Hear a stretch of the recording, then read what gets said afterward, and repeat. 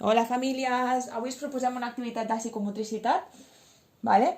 Per això necessitarem un gibrell, diferents estris que tinguem per casa, taps de plàstic de qualsevol envàs que haguem de llançar i aigua. Vale? Llavors es tractarà de que oferim a l'infant les coses que creiem que ens poden servir per treure els taps d'aquí i que ell triï o que les combini com més li agradi. Vale? Llavors doncs, es tracta de que vagi traient del gibrell, d'acord? No ho sé,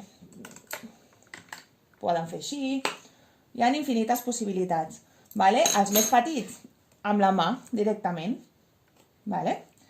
I una altra cosa que podem fer és treballar els colors i dir, pues ara traiem els taps de color vermell, ara traiem els de color blau, vale? Depenent del que tinguem a casa.